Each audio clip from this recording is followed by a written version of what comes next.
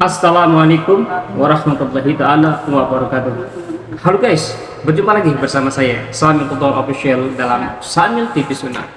Alhamdulillah, pada kesempatan kali ini kita masih bisa berjumpa kembali dan keadaan sehat ya, di akhir bulan November menjelang bulan Desember. Semoga di bulan November ini apa yang sudah kita bisa dapatkan patut kita syukuri ya, karena segala sesuatunya sudah Allah berikan kepada kita, dan tugas kita hanya beribadah kepada Allah Subhanahu wa taala, menjalankan apa yang diperintah dan menjauhi segala larangannya. Nah, para sahabat Samil Tutor yang dirahmati Allah Subhanahu wa taala, di kesempatan pagi kali ini kita akan membicarakan tentang bagaimana manfaat pembelajaran anak dengan kisah dan cerita ya. Orang tua kita di zaman dahulu seringkali melakukan pembelajaran kepada anak-anak ya dengan cerita dan kisah-kisah para orang-orang terdahulu. Nah, maka kali ini kita akan mengupas sedikit bagaimana cara mendidik anak-anak kita dengan memanfaatkan pembelajaran dengan kisah-kisah tauladan para sahabat, para nabi, dan cerita orang-orang yang terkenal, khususnya orang-orang Islam ya.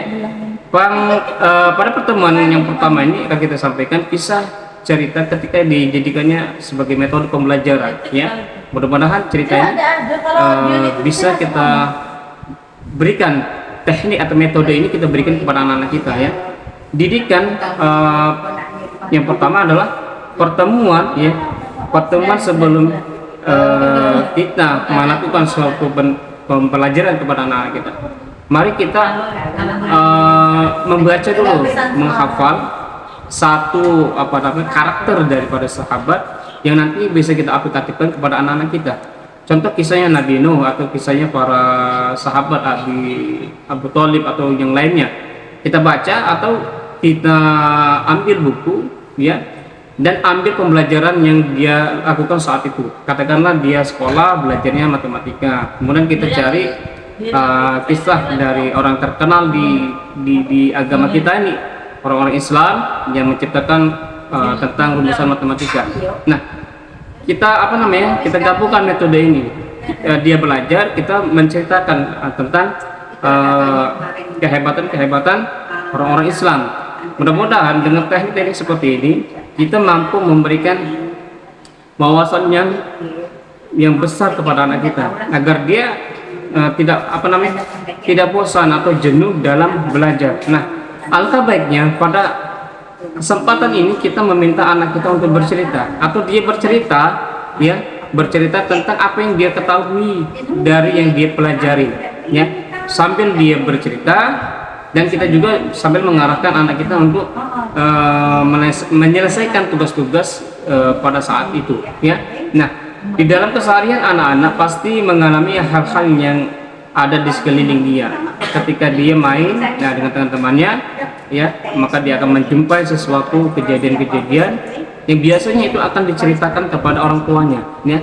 Seandainya yang dia lihat adalah orang yang positif, maka dia akan menceritakan dengan yang positif pula.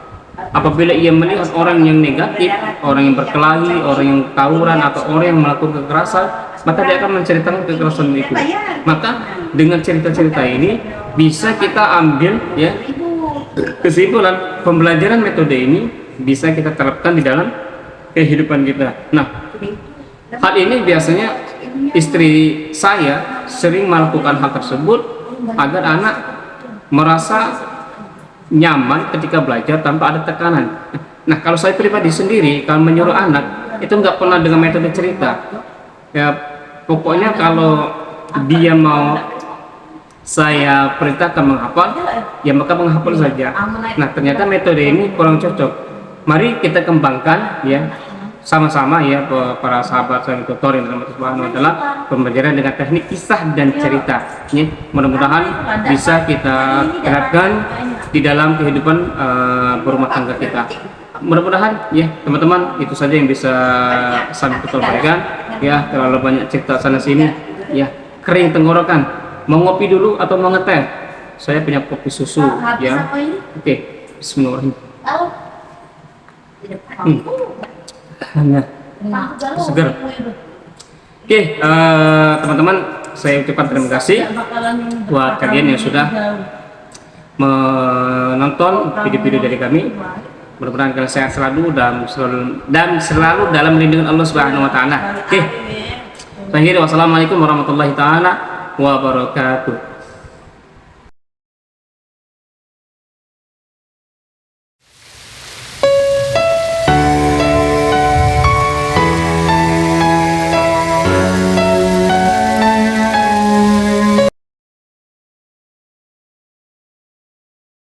Assalamualaikum warahmatullahi wabarakatuh. Alhamdulillah guys, di kesempatan kali ini kita masih dapat berjumpa kembali bersama Samil Tutor Official dalam Samil TV Sunnah ya. Saluran TV Sunnah ya, media dakwah Islam. Nah, di kesempatan kali ini guys, alhamdulillah saya ada ibu mertua saya ya, yang kali ini sedang dalam liburan ya, berkunjung ke tempat saya. Kebalik ya guys ya, seharusnya menantu mendatangi ibu atau ibu mertuanya, tapi kali ini ibu mertua datang ke kemari ya.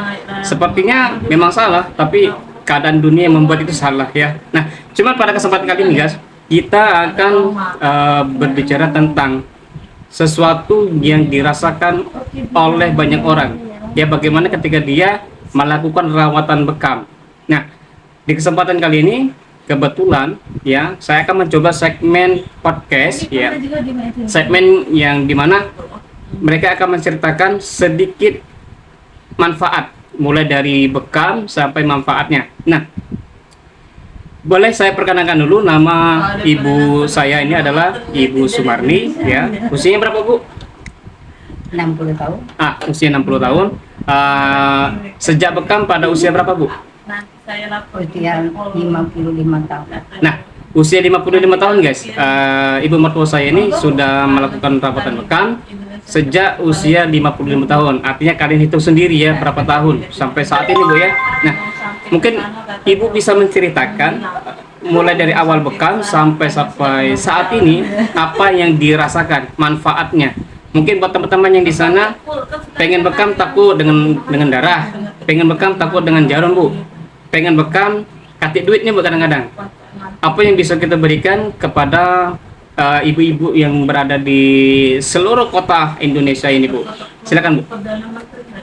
Alhamdulillah sekarang semenjak dibekam sama mantu, sama anak mantu, alhamdulillah badan terasa sehat. Ini apa namanya, sakit punggung, sakit kaki, pegal-pegal kaki, semuanya sudah sehat sekarang alhamdulillah. Oke, jadi setelah rawatan bekam sampai saat ini kita mengalami kenikmatan-kenikmatan yang nggak bisa didapati oleh orang lain Bu ya. Nah, masih ada lagi yang mau diceritakan Bu? Mungkin mereka penasaran bagaimana sih rasanya dibekam, sakit atau tidak. Banyak orang yang menanyakan, dibekam tuh sakit nggak Ustadz? Kadang-kadang kita jawab tidak sakit, pas orang bekam sakit. Kadang-kadang mereka nggak mau lagi bekam Bu. Kira-kira Bu gimana? Kalau dibekam rasa sakit itu ya biasalah, namanya juga ditusuk-tusuk pasti sakit, cuman tidak terlalu sakit kalau dalam keadaan masih stabil, normal. Tapi kalau misalnya sudah terlalu sakit, misalnya sakit punggung, itu pasti merasa sakit. Kalau sudah ditusuk-tusuk, itu aja. Oke, terima kasih Ibu Sumarni yang sudah memberikan kesempatannya pada kali ini. Mudah-mudahan buat teman-teman yang di sana yang belum mau melakukan rawatan bekam, yang dari pertama sampai saat ini bertanya sakit nggak di bekam. Nah, ini jawaban langsung ya teman-teman. Jadi jangan ada lagi keraguan buat kalian, jangan sampai lagi saya buat jawaban ya. Ditanya sakit nggak di bekam, sudah kita buatkan videonya masih bertanya, cobalah dulu di bekam, insya Allah kita akan mendapatkan. Nah, terima kasih Ibu Sumarni yang sudah sempat hadir di segmen baru podcast dari Samil TV Sunnah. Mudah-mudahan dengan rawatan bekam, badan sehat, dapat dapat pahala dari Allah, dan kita bisa menjalankan kehidupan ini tanpa banyak penyakit itu Bu ya. Oke teman-teman, saya akhiri dulu podcast pada kesempatan kali ini. Mudah-mudahan di kesempatan ini kita bisa menjumpai narasumber-narasumber yang bisa memberikan banyak informasi tentang hasil-hasil di bekam, ya, baik dari penyakit A sampai Z gitu ya. Nah, itu saja yang bisa saya Tuta berikan di kesempatan kali ini. Mudah-mudahan bermanfaat. Saya akhiri. Wassalamualaikum warahmatullahi wabarakatuh. Salam hijama. الذين ينفقون أموالهم في سبيل الله ثم لا يتبعون ما أنفقوا منا ولا أذى لهم أجرهم عند ربهم ولا خوف عليهم ولا هم يحزنون قول معروف ومغفرة خير من صدقة وأذى والله غني حليم يا أيها الذين آمنوا لا تبطلوا صدقاتكم بالمن والأذى كالذي ينفق ماله رئاء الناس ولا يؤمن بالله واليوم الآخر فمثله كمثل صفوان عليه تراب فأصابه وابل فتركه صلدا لا يقدرون على شيء مما كسبوا والله لا يهدي القوم الكافرين ومثل الذين ينفقون أموالهم ابتغاء مرضات الله تثبيتا من أنفسهم كمثل جنة بغير ربوة إن أصابها وابل فآتت أكلها ضعفين فإن لم يصيبها وابل فطال الله بما تعملون بصير أيود أحدكم أن تكون له جنة من نخيل وأعناب تجري من تحتها الأنهار له فيها من كل ثمرة فأصابه الكبر وله ذرية ضعفاء فأصابها إعصار فيه نار فاحترقت كذلك يبين الله لكم الآيات لعلكم تتفكرون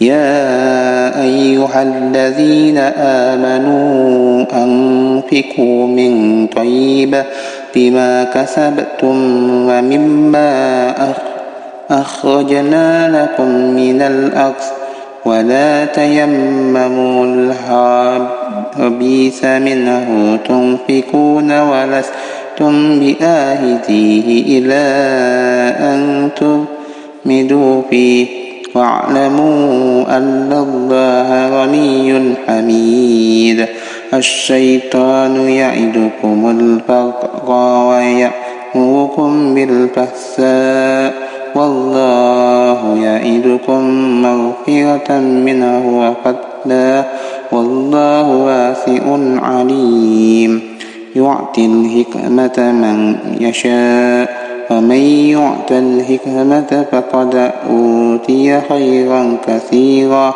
وما يذكر إلا أولو الألباب وما أنفقتم من نفقة أو نذرتم من نذر فإن الله يعلم وما للظالمين من أنصار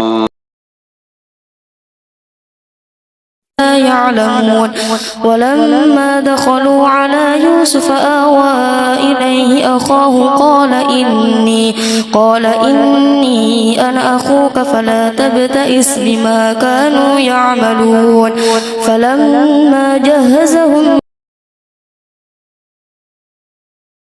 Assalamualaikum warahmatullahi wabarakatuh. Alhamdulillahirrabbilalamin. Wassalatu wassalamu ala asrafil anbiya'i wal mursalin wa ala alihi wa sahbihi ajma'in. Amma ba'd. Innal hamdalillahi nahmaduhu wa nasta'inuhu wa nastaghfiruh wa na'udzu billahi min shururi anfusina wa min sayyiati a'malina. May yahdihillahu fala mudilla lahu wa may yudlil fala hadiya lahu. Asyhadu an la ilaha illallah wa asyhadu anna Muhammadan 'abduhu wa rasuluhu la nabiyya ba'dah. Halo guys, berjumpa lagi bersama Samir Tutor Official dalam Samir TV Sunnah. Alhamdulillah di kesempatan pagi hari ini sebelum saya beraktivitas ya, seperti biasa kita akan memberikan kajian-kajian sunnah ya, yang insya Allah akan bermanfaat buat diri kami pribadi dan bermanfaat buat kalian semua, khususnya buat umat Islam yang mau mengambil intisari-intisari dari kajian-kajian yang kami berikan. Kami tim dari Samir TV Sunnah mengucapkan ya, selamat berakhir bulan dan selamat memasuki bulan Desember. Semoga di bulan Desember kita akan diberikan segala sesuatu pada Allah Subhanahu wa taala. Oke, para sahabat Samir Tutor Official yang dirahmati Allah Subhanahu wa taala. Di kesempatan pagi ini kita akan membawakan tema yaitu tentang hikmah maksud diutusnya para nabi dan rasul ya. Karena segala sesuatu yang Allah turunkan ke muka bumi ini, yang Allah tunjukkan kejadian-kejadian di muka bumi ini, tentu ada ibrahnya, ada hikmah yang bisa kita ambil, ada sesuatu yang bisa kita petik. Kejadian-kejadian yang Allah turunkan itu merupakan sebuah tanda-tanda kebesaran dari Allah Subhanahu wa taala. Sebagaimana para sahabat, para nabi, para rasul diutus di muka bumi ini, tentu ada makna-makna dan sesuatu yang bisa kita jadikan pembelajaran untuk kita terapkan di zaman saat ini. Nah, yang pertama adalah mendakwahi hamba-hamba Allah kepada tauhid. Hikmah yang pertama ya. Di sini ada 10 hikmah yang dimaksud. Mungkin kita akan ambil satu di antara 10 dari hikmah diutusnya para nabi dan rasul. Nah, para sahabat Samir Tutor yang Subhanahu wa taala ya, yaitu yang pertama nikmat tauhid atau hikmah tauhid yang diberikan kepada Allah ya, yang diberikan kepada Allah kepada para rasul, dan rasul memberikannya kepada umat-umat yang dibimbingnya ya. Dalam Al-Qur'an dikatakan dalam surah Al-Anbiya ayat ke-25 yang berbunyi, "Wa ma arsalna min qablika min rasuli illa nuhin ilaihi annahu la ilaha illa ana fa'budu." Dan tidaklah kami mengutus sebelum ya engkau wahai Muhammad seorang rasul, melainkan ya wahyukan kepadanya bahwasanya tidak ada yang berhak diibadahi kecuali aku, maka sembahlah Allah Subhanahu wa taala ya. Dan di dalam Al-Qur'an surah An-Nahl surah ke-16 ayat ke-36 dikatakan bahwasanya a'udzu billahi minasyaitonir rajim, bismillahirrahmanirrahim, wa laqad ba'atsna fi kulli ummatin rasul an i'budullaha wajtanibut taghut. Dan sesungguhnya kami telah mengutus pada setiap umat seorang rasul. Tugas mereka adalah ya menyampaikan kepada manusia ya, menyampaikan kepada kita ya, sembahlah Allah semata dan menjauhi taghut ya. Dari ayat tersebut yang mulia ini jelas sudah bahwasanya Allah Subhanahu wa taala mengutus para nabi dan rasul hanya untuk mendakwahi manusia ya, dengan dakwah tauhid ya. Tidak ada seorang nabi pun yang melainkan dakwahnya adalah tauhid ya. Dan sebagaimana Allah mengatakan dalam Al-Qur'an surah Al-Mu'minun ya, a'udzu billahi minasyaitonir rajim, bismillahirrahmanirrahim, wa laqad arsalna nuhan ila qaumihi faqala ya qaumi ibudullaha ma lakum min ilahin khaira afala tattaqun. Dan sesungguhnya kami telah mengutus ya Nuh dan kaumnya. Nuh berkata, wahai kaumku ya, sembahlah Allah saja. Kalian tidak akan memiliki sesembahan kecuali Dia. Tidaklah kalian bertakwa, ya. Nah, para sahabat sambil tutur yang dirahmati Allah Subhanahu wa taala, ya, di dalam bab ini masih ada penjelasan-penjelasan yang lebih panjang, ya, maka kita singkat. Mudah-mudahan bermanfaat, ya, dari beberapa ayat yang kami jelaskan tadi. Mudah-mudahan ada sesuatu yang bisa kita ambil dan kita bisa terapkan dalam kehidupan kita. Ya, itu aja yang bisa kami berikan. Saya akhiri. Wassalamualaikum warahmatullahi taala wabarakatuh.